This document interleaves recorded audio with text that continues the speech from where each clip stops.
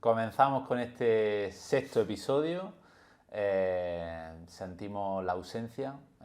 Vamos a seguir con este pequeño proyecto porque además creo que coincide que nos gusta, pero simplemente nos cuesta encajarlo y nos cuesta juntarnos. Sí. Pero seguiremos sacando episodios cada vez que podamos y esperamos que cada vez con mayor frecuencia. En este sexto episodio vamos a tocar un tema que creo que suscita bastante interés, que es la pérdida de grasa. Vamos a ir tocando varios puntos, desde la gestión de la ingesta calórica, los macronutrientes, bueno, la influencia del entrenamiento de fuerza, la gestión también del ejercicio cardiovascular, la actividad física. Vamos a tocar digamos, los puntos principales, pero de manera superficial, sin meternos demasiado dentro de cada uno. Bueno, sobre todo nos hemos decidido a empezar, bueno, a abordar este tema de la pérdida de grasa porque creo que, bueno, seguramente tú coincidirás conmigo, al menos yo, la mayor parte de la gente con la que trabajo, entre algunos de sus objetivos está el hecho de llegar a un porcentaje de grasa bajo o mantener un porcentaje de grasa bajo. Yo diría que el 80-90% de la gente que viene aquí, que llevamos y demás, a día de hoy, tiene ese objetivo. Entonces, vamos a empezar con el primer punto, que además creo que está muy ligado a uno de los errores más grandes que se suele cometer, que por adelantar pues va un poco con el hecho de llevar una restricción excesiva, etcétera, y es la gestión de la ingesta calórica y la importancia de un balance energético adecuado, de un déficit adecuado, sostenible, porque en relación a esto, Guille, ¿tú cuál crees que es el error más habitual que suele cometer la gente relacionado con esto de la ingesta calórica y el balance energético en los procesos de pérdida de grasa? Bueno, yo diría que el error más frecuente suele estar en personas que nunca han llevado, digamos, al menos un mínimo de control con la comida, ya no digamos de cuántas calorías, pero un mínimo de control, de nociones de alimentos y demás. Y bueno, el error suele estar en una persona que no tiene ese tipo de experiencia, llega un día, decide que quiere bajar de peso y lo primero que hace es cortar el grifo radicalmente, pasar de 100 a 0, por así decirlo. Y claro, normalmente la gran mayoría de personas, por intuición o haciéndolo así a ojo, por así decirlo, suelen entrar fácilmente en déficit calórico, es decir, cortan el grifo, la persona entra en déficit calórico y efectivamente empieza a perder peso. O sea, es fácil en ese aspecto empezar a perder peso cortando radicalmente. Claro, si pasas de estar con unos hábitos súper, digamos, poco saludables, comiendo mucho, ultraprocesados, y de un día para otro te pones a comer lechuga, pollo y demás, pues lo más normal es que entres en déficit calórico, empiezas a perder peso, y el problema aquí está en la sostenibilidad que tiene eso. ¿Por qué? Porque el déficit calórico que se genera normalmente es muy agresivo. La persona ve que empieza a perder peso, pero el déficit calórico es muy agresivo. Y al cabo de cierto tiempo, un mes, 2 meses, ¿no? Las típicas personas que vienen y nos dicen, yo perdí peso, pero al mes o 2 meses me estanqué. Claro, hiciste un déficit calórico tan agresivo que sí, al principio perdiste bastante, pero luego te encontraste con los efectos negativos de una restricción calórica agresiva, ya sea hambre, ya sea ansiedad, disminución de gasto calórico, etc. Entonces, claro, en relación a todo esto del balance energético, sabemos que tiene que haber cierto control de las calorías que ingerimos y que tenemos que generar un déficit calórico a través del control de la dieta y a través del aumento del gasto energético con la actividad física, el entrenamiento, etc. Lo que se tiene que quedar a la gente sobre todo es que de un día para otro hacer un corte radical en la comida, no así sin llevar ningún conteo ni ningún control, normalmente está abocado al fracaso, porque lleva eso, a una restricción calórica, sí, a un déficit calórico, pero tan agresivo que no es sostenible en el tiempo y que luego viene lo que la gente conoce como efecto rebote, ¿vale? Que se resumiría en que, claro, si tú... creo que va muy relacionado al hecho de querer resultados rápidos, Claro. ¿no? Que eso sería algo a destacar. Suena muy atractivo decirle a una persona que en 10 semanas va a perder X kilos. A esta restricción, a este tipo de dieta, la dieta de la piña, la dieta que todas tienen en común que se exponen a un déficit energético agresivo, ¿no? Que es lo que estamos hablando. Entonces, sí, lo puedes sostener cierto tiempo, pero esa forma de llegar al punto que estás buscando no es la más adecuada si realmente luego quieres mantener eso que has conseguido a largo plazo. Esto, por tanto, va muy ligado a algo que, de hecho, hay muchos estudios sobre ello, ya no solo es que lo veamos nosotros en el día a día en nuestro trabajo.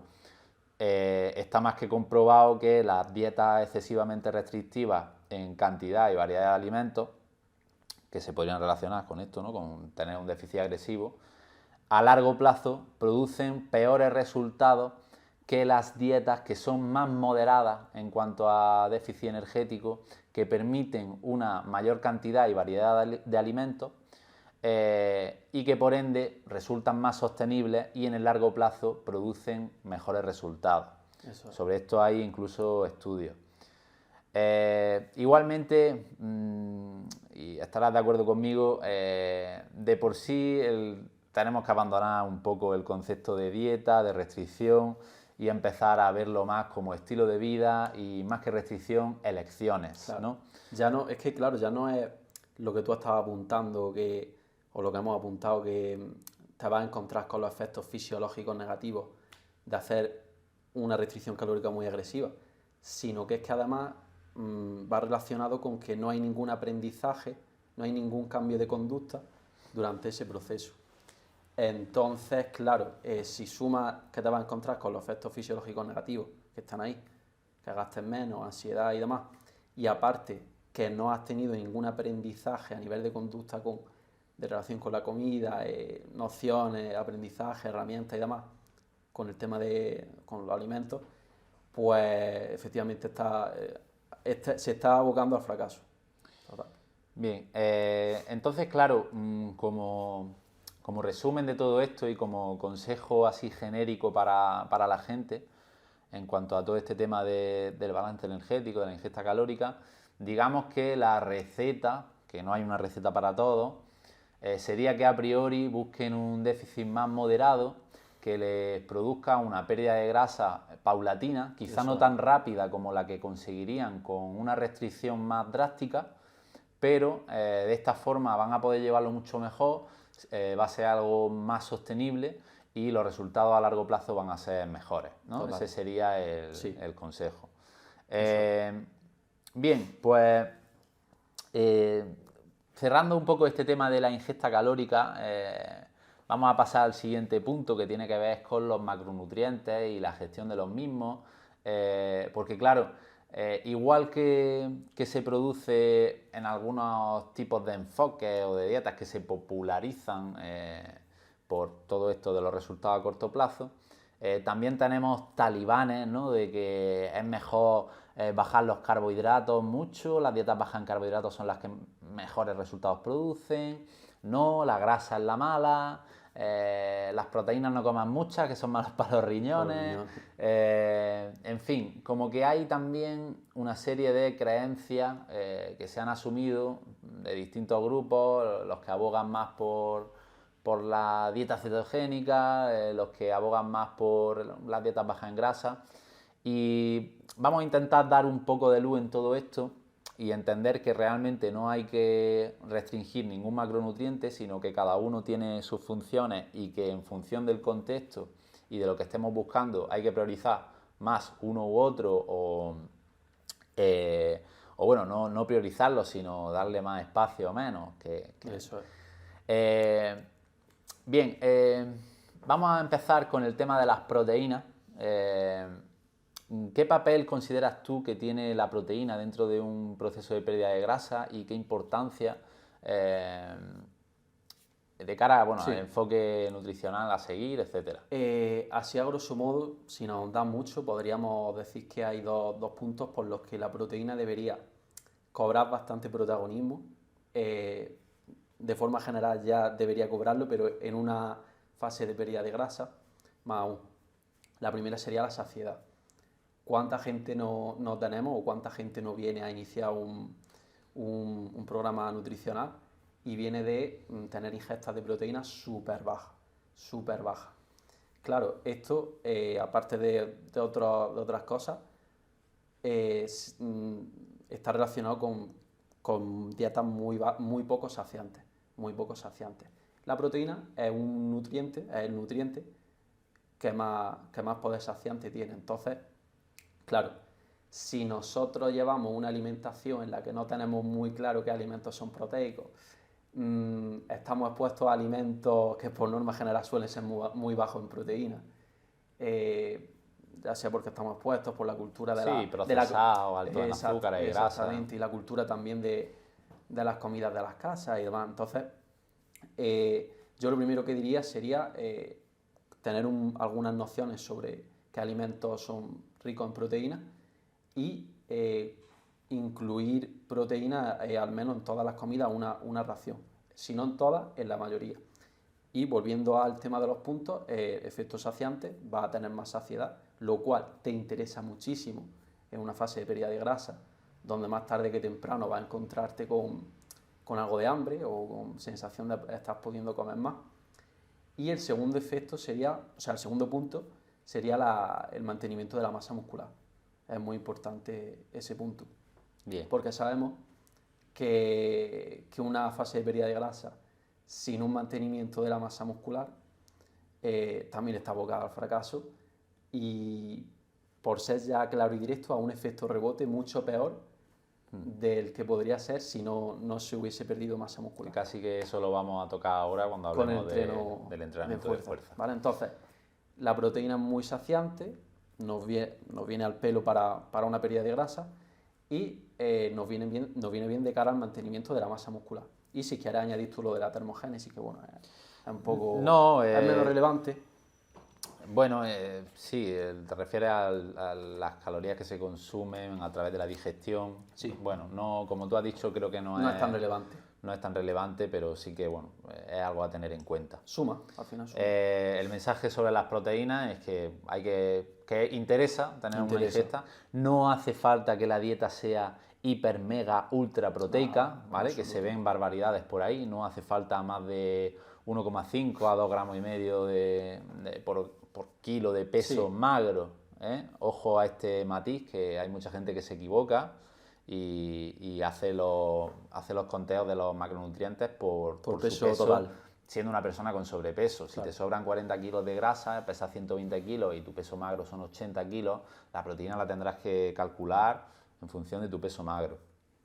Bien, bueno, cerrando el tema de las proteínas, pasamos a los carbohidratos, que han sido demonizados por completo. Se han popularizado mucho las dietas bajas en carbohidratos, lo cual podría tener su sentido, porque es cierto que en la mayoría de la población, la cual suele ser sedentaria y no hay un desgaste, una demanda energética que pueda suponer una buena utilización de esa ingesta de carbohidratos, que ahí es donde está el problema, pues sí, es cierto que podríamos decir que actualmente la mayoría de la población debería abogar más por una dieta baja en carbohidratos, o al menos que estos carbohidratos también pues se basen en tubérculos, frutas, verduras, lo que serían carbohidratos fibrosos, cereales integrales y demás. Eso es importante lo que acabas de decir, porque la gente asocia carbohidratos, se le ilumina la bombilla y piensa en ultraprocesados, en bollería, en dulces.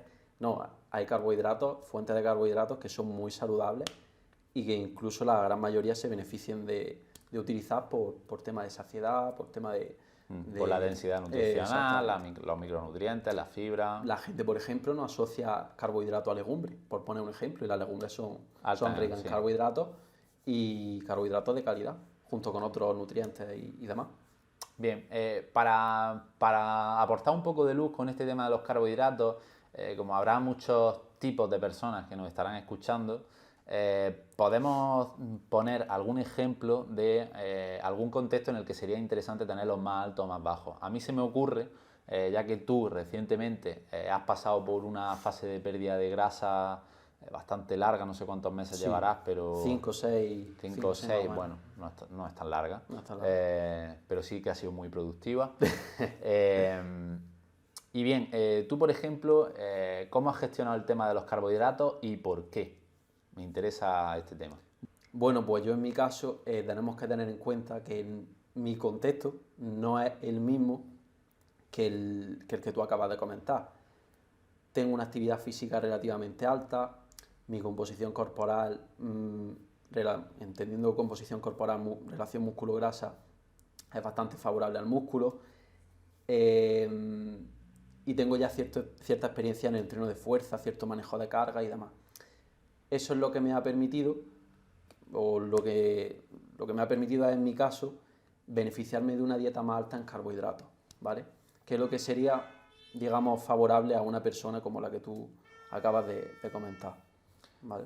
Y esto, bueno, lo vamos a traducir a nivel fisiológico, que es básicamente que una persona con más masa muscular, una persona con un desgaste en una actividad glucolítica, como sería el entrenamiento de fuerza, va a tener mayor capacidad de almacenar glucógeno y por ende, pues la ingesta de carbohidratos, digamos que va a ir destinada a otras cosas, entre comillas, que no serían el acúmulo de grasa o que podría derivar también, por ejemplo, a niveles de glucosa elevado en sangre, resistencia a la insulina, o sea, todas las consecuencias que tiene comer más carbohidratos de los que tu cuerpo llega a demandar. Eso es. Que claro, en contrapartida, otro caso totalmente contrario al tuyo, pues sería, digamos, pues una mujer de, vamos a poner algo mayor, ¿no? De mayor 40, 50 años. Claro, sí, una mujer de mediana edad o más mayor que tiene muy poca masa muscular, que es sedentaria, que tiene un trabajo de oficina, que no tiene una actividad física muy alta, porque está todo el día sentada, no entrena, tiene un porcentaje de grasa alto, en fin, como que podemos poner el caso contrario en el cual obviamente tener una ingesta alta de carbohidratos no es buena idea, al menos hasta que esa persona comience a cambiar su estilo de vida y de ahí pueda poquito a poco ir tolerando una ingesta mayor. Eso es. Y luego tendríamos pues casos más intermedios en los cuales pues habría que valorar. Yo diría que una gran parte de las personas se encontrarían en ese gris, en ese punto intermedio. Y aquí sí que habría que destacar un punto importante que es el tema de la adherencia. Correcto. ¿Por qué digo esto? Puede ser que una persona, por su contexto, su composición corporal y demás, pueda beneficiarse de una dieta más baja en carbohidratos por lo que estamos comentando. Pero también hay que tener en cuenta el tema de la adherencia.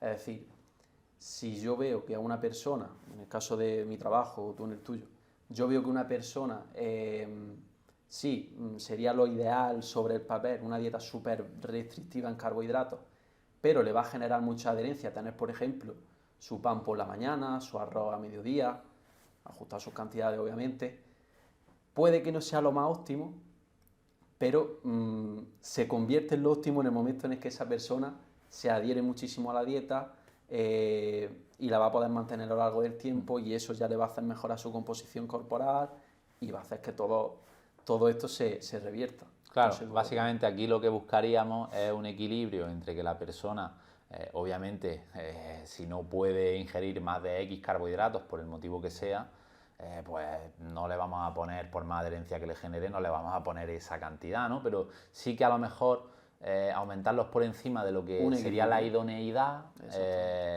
para favorecer la adherencia y que se den otros factores, como puede ser, por ejemplo, el déficit energético, que sabemos que produce adaptaciones positivas también a nivel metabólico.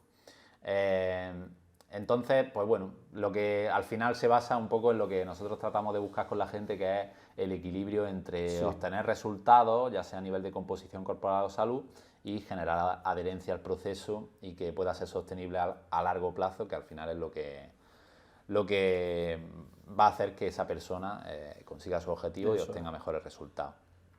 Bien, cerrando el tema de los carbohidratos, que nos estamos enrollando mucho con los macros, vamos a pasar a las grasas.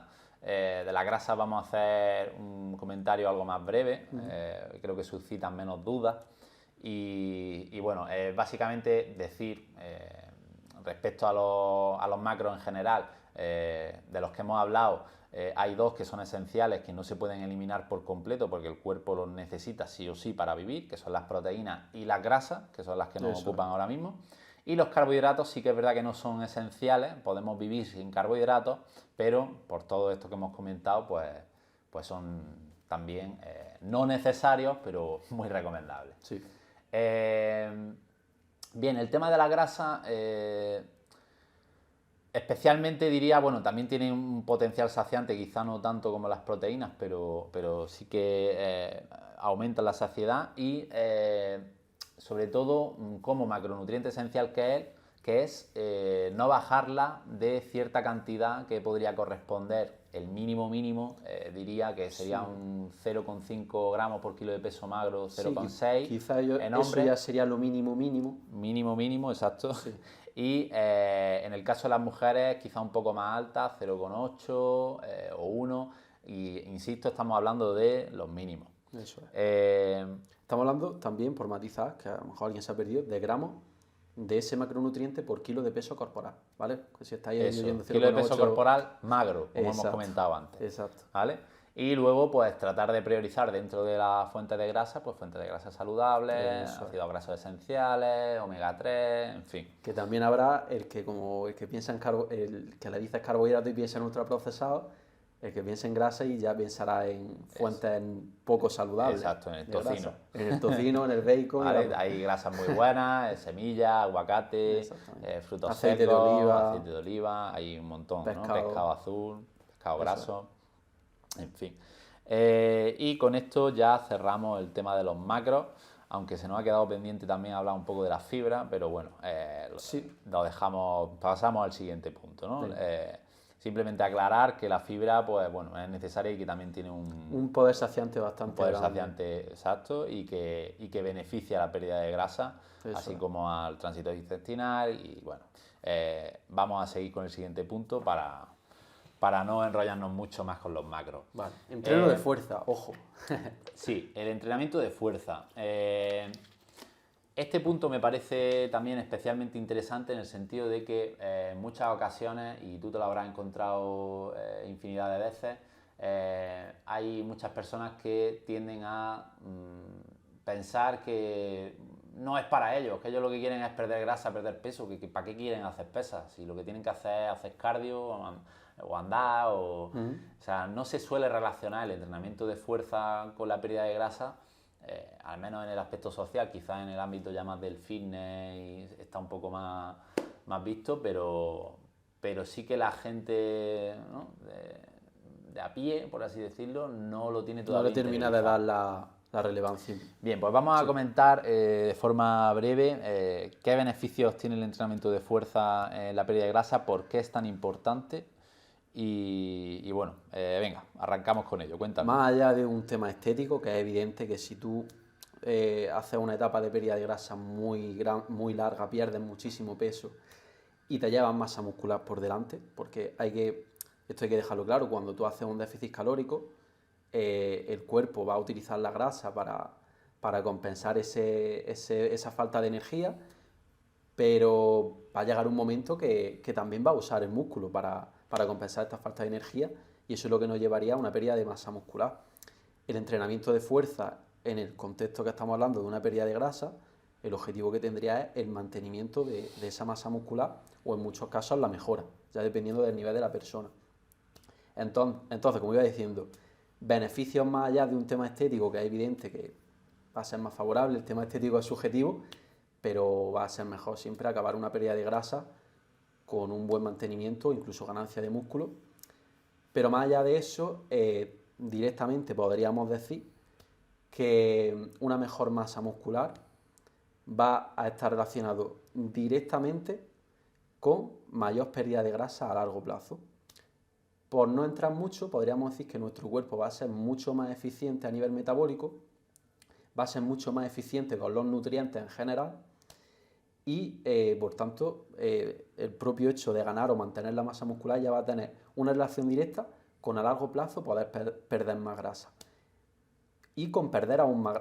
Y esto es importante decirlo. Hay muchas personas que quieren llegar a cierto porcentaje de grasa, pero su nivel de masa muscular no es el más adecuado como para poder llegar a ese nivel de grasa y no liarla, por así decirlo. No sé tú qué nos podrías decir con No, respecto a pues eso. se me está viniendo a la cabeza un ejemplo El típico muy ejemplo, típico. sí. Se da tanto en hombres como en mujeres, pero diría que es más frecuente en mujeres, porque aún todavía Sí, es cierto.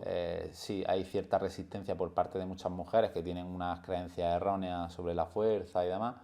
Entonces, pues es cierto que hay más casos de déficit de masa muscular, que es lo que tú estabas comentando. Sí. Mismamente yo me he encontrado pues una mujer de 1,70 que pesa 58 kilos y que me dice que quiere perder grasa. Y claro, tú la ves y dices, bueno, pues es cierto que grasa tiene. Es más, me atrevería a decir que tiene un porcentaje de grasa alto. ¿Por qué está 12 kilos por debajo de su altura? ¿Y por qué tiene tanta dificultad para seguir perdiendo grasa a pesar de estar sometida constantemente a un proceso de restricción calórica? Ojo, insisto, que esto igual también se ve en hombres. Simplemente destaco el caso de las mujeres porque es más habitual. Pues claro, estas personas tienen que interiorizar y entender que si realmente quieren seguir mejorando su porcentaje graso, necesitan tener una base muscular previa. Porque es que si no es que estaríamos entrando realmente incluso en un proceso de desnutrición, podríamos llamarlo. Exactamente. Es que no tiene más. No tiene Y más. luego el resultado no les va a gustar. Es decir, lo que tienen en la cabeza... A nivel estético no les va a gustar, pero menos les va a gustar, que es lo que nos suele tener en cuenta a nivel hormonal, las consecuencias sobre la salud, claro. a nivel de ansiedad, porque también hay una relación entre el tejido muscular y la saciedad, leptina y demás. Sí, bueno, sobre eso, claro, ponte en el papel de una persona en ese punto, qué restricción calórica tiene que llegar a hacer con la dieta para seguir generando un déficit. Claro. Es que Yo es insostenible. Te pongo mi ejemplo. Yo y tengo muchos compañeros y gente conocida que entrena fuerte, que tiene cierta experiencia y demás. Yo, por ejemplo, he bajado de grasa con 2.900, 3.000 calorías. Con 2.900 o 3.000 calorías, para que la gente se haga una idea, hay... Es el no va- doble de lo que come... es el doble de lo que come una persona. Exacto. Claro. Una persona Entonces- media que no entrene, Entonces, que no claro, haga... ¿esto a qué se debe? Pues a la composición corporal y en este caso, para ser más concreto, al nivel de masa muscular que en este caso tengo yo. Lo cual me permite poder llegar a un porcentaje de grasos sin tener que restringir en exceso a las calorías. Una persona que tiene un nivel de masa muscular muy bajo y que encima se propone llegar a un porcentaje de grasa bajo porque lo tiene en la cabeza, pues las calorías que va a tener que meter, estaríamos hablando ya Exacto, sería de una lo que tú ingesta estabas muy diciendo, una baja, ingesta muy baja, que se convertiría en algo insostenible y que Insostenible. además sería quizá más complicado llegar a ciertos requerimientos de micronutrientes, en fin, estaríamos, insisto... con todo lo que ello deriva. Exacto, llegando a un punto incluso de desnutrición. Eso es. Que bueno, esto va ligado también en general, la búsqueda de la pérdida de peso, de grasa, sin tener en cuenta que el ejercicio físico, la actividad física es que juega un papel fundamental, entre otras cosas por este motivo. Y añado que por todo esto que estamos hablando, una vez más, que nos cansamos ya de repetirlo, que el tema del peso corporal y de fijarnos el peso corporal, o sea, de fijarnos en el peso corporal como único dato para evaluar o para ponernos como objetivo en la pérdida de grasa. Es decir, hay que tener en cuenta lo que estamos hablando, el nivel de masa muscular que tienes y el porcentaje de grasa que quiero llevar. Yo tengo casos y ahora sí que te digo, de chicas y también de chicos también, en los que el peso corporal es exactamente el mismo y el porcentaje de grasa es mucho más bajo y la imagen, por ende, pues es totalmente distinta, la persona se ve de otra forma. Bueno, podríamos comentar muchísimas más cosas del entrenamiento de fuerza, aspectos a tener en cuenta en la fase de pérdida de grasa, así que de cada punto que estamos tocando Se podría hacer un se podría podcast hacer un solo del podcast entrenamiento de fuerza, la pérdida de o grasa. varios. O varios. Pero bueno, bien, vamos a tocar otro tema que también suscita bastante interés, que es el tema del cardio, porque se ha relacionado especialmente con esto de la pérdida de grasa y claro, tiene mucho sentido porque en sí el ejercicio cardiovascular a priori produce un gasto energético mayor que el entrenamiento de fuerza, es decir, una sesión de 60 minutos de ejercicio cardiovascular a una intensidad moderada produciría un gasto energético mayor que una sesión de fuerza de 60 minutos a una intensidad moderada. Eso es. Partiendo porque el tiempo efectivo de ejercicio, ya de por sí, teniendo en cuenta que en la fuerza se hacen descansos, etc. Eso, hay más continuidad. Hay más continuidad. Ahora bien, el tema del cardio. ¿Es obligatorio hacerlo? ¿No es obligatorio? ¿Es mejor hacerlo por la mañana? ¿Es mejor hacerlo por la tarde? Cuéntalo un poco. Bueno, esto va a depender una vez más del contexto de la persona. Pongo un ejemplo que suelo poner yo. Un albañil, por ejemplo, es una persona que su trabajo ya de por sí le demanda muchas horas de pie, muchas horas con esfuerzos físicos, de subir, de bajar, de mover pesos y demás.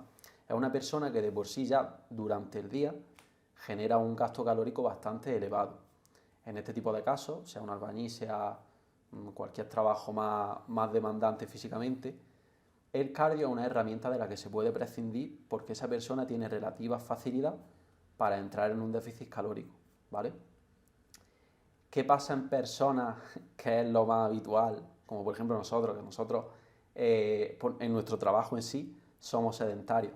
¿Qué pasa en este tipo de casos? Pues que bueno, el cardio sí podría ser una herramienta interesante para buscar ciertos momentos del día en los que pueda generar ese gasto calórico que durante el día por tu actividad nos genera, ¿vale? Entonces el cardio ahí sí sería interesante. Seguramente la gran mayoría de personas que nos están viendo, pues la gran mayoría tienen trabajos que son sedentarios y si no encuentran la forma de durante el día moverse o elevar esa actividad no programada, ese NEAT, pues sí igual sería interesante tirar de cardio, tirar de media hora de cardio, una hora de cardio en bici, en elíptica y demás. Vale, entonces, bueno, claro, esto que has comentado sería en referencia a si es necesario o no en el objetivo de pérdida de grasa, que entendemos que no es necesario, que se puede prescindir de él, aunque sea interesante incluirlo. Claro. Porque más allá de la pérdida de grasa y de la composición corporal, por salud, el ejercicio cardiovascular es recomendable. O sea, si nos ceñimos solo a la pérdida de grasa es prescindible, pero de cara a la salud, por supuesto que sería interesante. Vale. Bien, otro tema que suscita bastante interés respecto al cardio es el tema del momento de hacerlo. Para las personas que vayan a incluir el cardio, ¿no? Esa duda es muy típica. ¿En ayunas es mejor? ¿En ayunas quemas más grasa? ¿O después de entrenar? Que esto viene relacionado un poco con los niveles de glucosa en sangre en esos momentos, que se entiende que se va a producir una mayor oxidación de grasa. Pero bueno, respecto a esto, pues no es exactamente así. No es exactamente así. La eliminación que se produzca, vamos a llamarlo así, vamos a decir, de grasa, por así decirlo, va a depender más del balance energético, de la magnitud del déficit energético que se cree y no tanto del momento en el que gastemos la energía.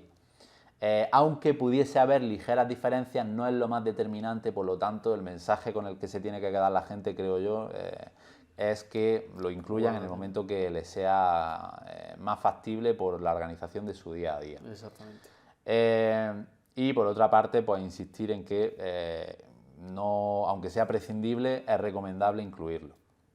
Incluso también, pues por otros motivos relacionados, incluso en una fase de ganancia de masa muscular, ya saliéndonos de la pérdida de grasa, también podría tener beneficios como el hecho de tener una mayor capacidad cardiorrespiratoria puede beneficiar el rendimiento en algunos ejercicios que realizamos en la parte de fuerza, etcétera, ¿vale? El tema del cardio va mucho más allá y otra vez me reitero, pues solo sobre el cardio podríamos hacer otro podcast.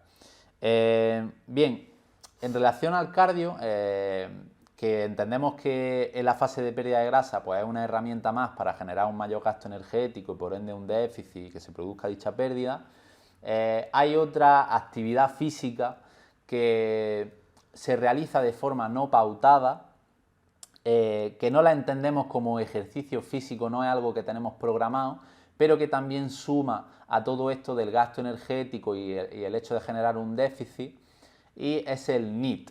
El NEAT es, como su propio nombre indica, es la actividad física que realizamos fuera de lo planificado. De lo programado, ¿no? Exactamente. Ejemplos, pues podría ser ir andando al trabajo, subir por las escaleras, todas estas cosas que producen un gasto energético y que también están colaborando de alguna forma a que favorezcamos esa pérdida de grasa. Eso es.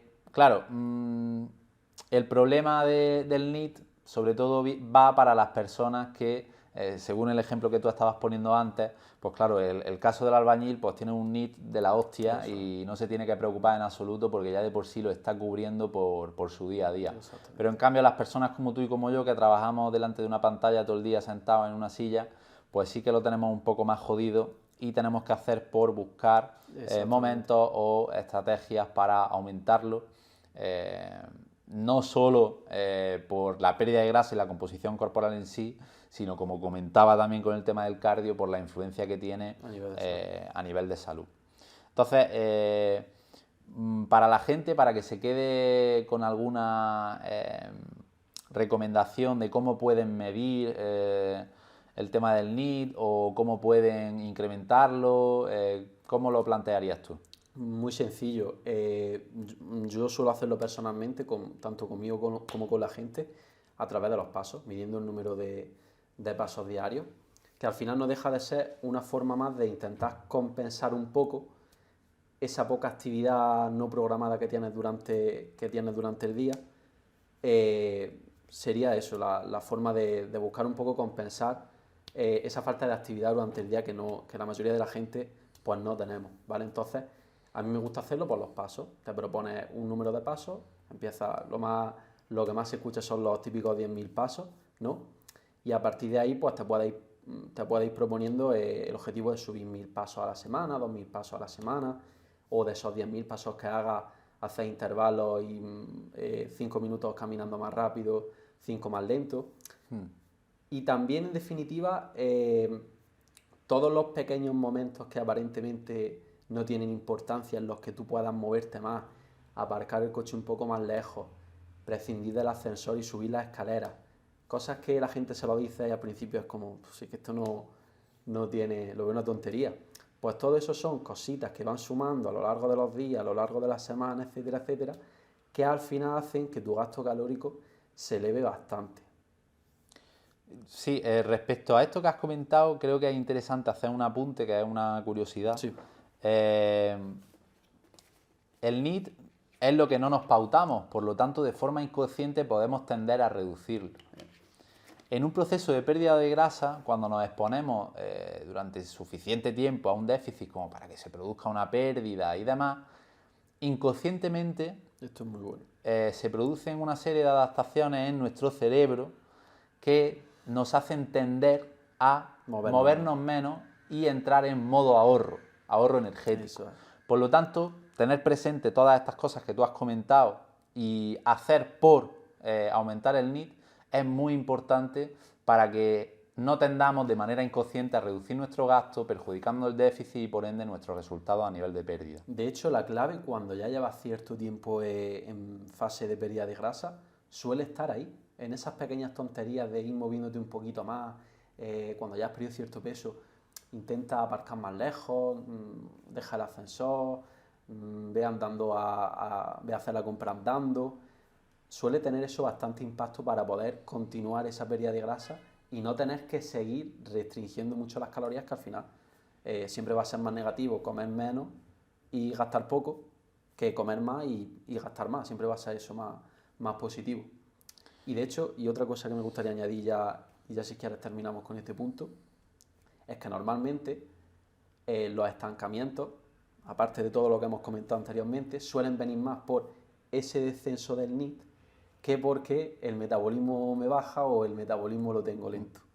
Eso suele ser el descenso de la actividad física conforme avanza la pérdida de grasa, suele estar más relacionado con ese estancamiento. Porque además entrenar y realizar ejercicio físico intenso de forma pautada, que eso sí es actividad pautada, también favorece que el resto del día tiendas a moverte menos y tiendas a ahorrar energía. Eso es. O sea, por un lado, la restricción calórica en la dieta te va a favorecer que el NEAT baje, y por otro lado, el hecho de entrenar y realizar ejercicio físico intenso de forma pautada también va a hacer que el resto del día te muevas menos. O sea, por un lado, estás tendiendo a ahorrar energía y por el otro también.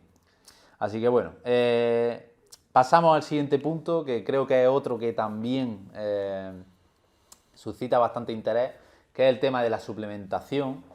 La suplementación, creo que gran parte del interés que tiene viene dado por el poco esfuerzo que requiere abrir un bote, coger una cápsula y tomártela. Claro.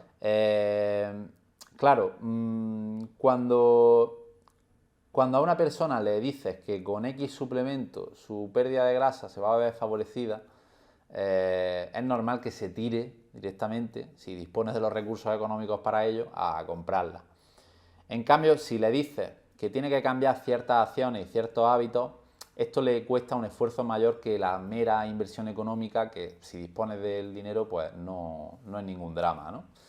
En cambio, cambiar de hábitos pues requiere cierta voluntad y es más, bueno, a la gente le genera más resistencia, ¿no? Dicho esto, sí que es cierto que hay una serie de suplementos que podrían beneficiar de manera directa o indirecta a la pérdida de grasa, pero ahora, bueno, me gustaría primero, antes de comentar la relevancia o no que pueden llegar a tener, que nos dijera cuáles son estos suplementos que tú consideras interesantes de incluir, y si quieres también alguno al que se le haya atribuido muchos beneficios y que no sea para tanto, ¿no? O que incluso ni siquiera tenga ningún beneficio sobre la pérdida de grasa. Bueno, pues así los que más evidencia científica tienen y los que ahora más están de moda, por así decirlo, que sí que parece que tienen cierto impacto en acelerar este proceso, pues serían la cafeína, la sinefrina y el extracto de té verde. Los estimulantes en general podríamos decir que van a favorecer en cierto modo la pérdida de grasa, también por la activación o la relación que tienen con ciertas hormonas, vamos a decir, relacionadas con la pérdida de grasa, más catabólicas, tema adrenalina, tema noradrenalina y demás. Sí, tampoco vamos a meternos mucho. Y luego, por otra parte, aquellos suplementos que están relacionados con el mantenimiento de la masa muscular, como podrían ser la creatina. Y por otro lado, por lo que hemos estado comentando de la proteína, si tienes dificultad para llegar a tus requerimientos proteicos, pues una proteína de suero estaría bastante bien. ¿Vale? Por hacer un resumen. Respecto a estos últimos, pues simplemente aclarar, ¿no?, que la creatina favorece la recuperación muscular y el rendimiento, y esto tendría un efecto positivo sobre la retención de masa muscular en el proceso de déficit. Y claro, quizás no tiene un efecto directo sobre la pérdida de grasa, pero indirectamente sí que podría ayudarnos en el proceso en sí. Exactamente. Igualmente, insistir, ¿no?, que bueno, los suplementos tienen su utilidad. Yo, por dar una recomendación respecto a esto, pues quizá me quedaría, de forma general, para la mayoría de la gente, me quedaría con la cafeína, porque le siente bien, pero también por el efecto positivo no solo sobre el tema de la activación, sino, claro, si mejora el rendimiento, más rendimiento entrenando, mayor retención de masa muscular, mayor depleción de glucógeno, mayor gasto energético, etc. Eso. Entonces, la cafeína y la creatina se la recetaría a casi todo el mundo, ¿no? Sí. Especialmente la creatina. Y quizá en los casos más de, bueno, ya porcentaje de grasa más bajos, personas que lleven tiempo en déficit energético, que ya quieran dar un empujoncito más, pues añadiría esa combinación de la pesinefrina y el té verde. Y bueno, el caso de la proteína, que esto va un poco más, que la incluiríamos como un alimento más, ¿no?, con la que cubrir los requerimientos de proteína. Eso es. Entonces, bueno, el tema de la suplementación, pues a pesar de que suscita muchísimo interés, pues realmente no tiene ni mucho menos la misma importancia de otros tantos aspectos que hemos comentado a lo largo del podcast, como serían pues el entrenamiento de fuerza, el balance energético, el correcto manejo de los macronutrientes, el ejercicio cardiovascular y la actividad física diaria, ¿no? Bien, hay un tema muy interesante que, claro, por la duración y por el tiempo que llevamos ya, que nos hemos enrollado para variar, que es el tema de, digamos, el factor psicológico, cómo gestionar el hecho de seguir unas pautas específicas para perder grasa dentro de lo que es tu día a día, cómo compaginarlo con la vida social, las situaciones a las que nos vemos expuestos cuando queremos seguir unas pautas y bueno, sobre todo, digamos que compaginarlo con lo social y con el ocio. Que sobre este tema creo que daría para hacer otro podcast. Y creo que vamos a hacer eso. Lo vamos a hacer Sí. porque si entramos ahora mismo, esto se puede alargar bastante. Lo Así veo que lo vamos a dejar para el siguiente, que además lo acabo de decidir en este momento, me Sé lo que parecería estás pensando. muy interesante que también Esther colaborase Sí. en ese podcast, Tiene bastante que porque aportar. ella tiene mucho que contar también sobre ello y creo que es un ejemplo en todo eso. O cualquier compañero o compañera que se quiera animar. Exacto, sí, por Seguramente. supuesto. Bueno, cortamos este episodio, esperamos que os haya sido de ayuda y nada, seguimos en los próximos. Muchísimas gracias por escucharnos, chicos. seguiremos mejorando y aportando nuestro granito de arena. Eso es. Un abrazo a todos. Chao.